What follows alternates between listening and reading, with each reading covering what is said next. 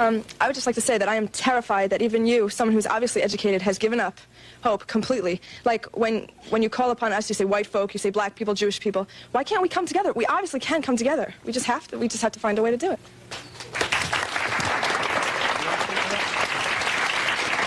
The desire is good, but the reality is the total opposite of your desire. And unfortunately, as a young lady, you are not in the position of power to make the decisions to make America work. May I, you know, as an audience of intelligent people, I would like to just take a moment to say to you that I really don't think you fully understand what has happened to these people that you look at as second-class or inferior citizens in this nation.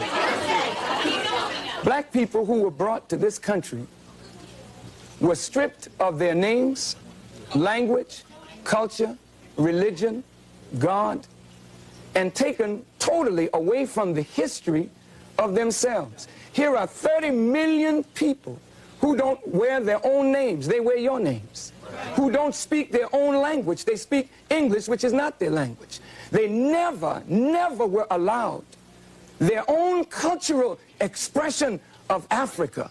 Don't you realize that when you turn a people upside down and inside out, then sell them not for a day, not for a year, but for 300 years, and deny us the human right to know, to read a book, to learn, to understand, and then after 300 years of that, you allow us into the church, but by that time, you've painted Jesus white, God white, the angels white, and then all these black people have been subjected to a form of white supremacy, which produces in the reverse a black inferiority. And this is fulfilling what Jesus said, as a man thinketh, so is he. And as long as our people think the way they think, we will never be able to do what we as a people should do to correct our condition. Excuse me, I was brought up in, quote, Bedford-Stuyvesant in my town. But I would like to say what scares us is I think we hear violence. May I respond? Yeah. May I respond, please? My work is directly to black people.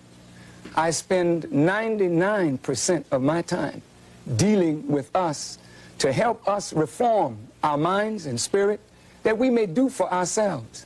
However, when you live in a society like this, and we know that in order to effect a solution to a problem between black and white, then there's going to have to be some meaningful dialogue between black and white in order to effect a solution.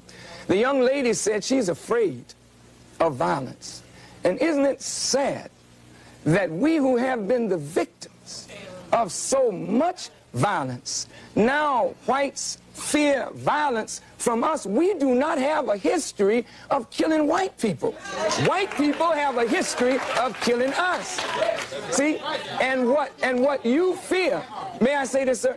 What you fear, and it's a deep guilt thing, that white folks suffer, you are afraid that if we ever come to power, we will do to you and your fathers what you and your people have done to us. And I think you are judging us by the state of your own mind, and that is not necessarily the mind of black people.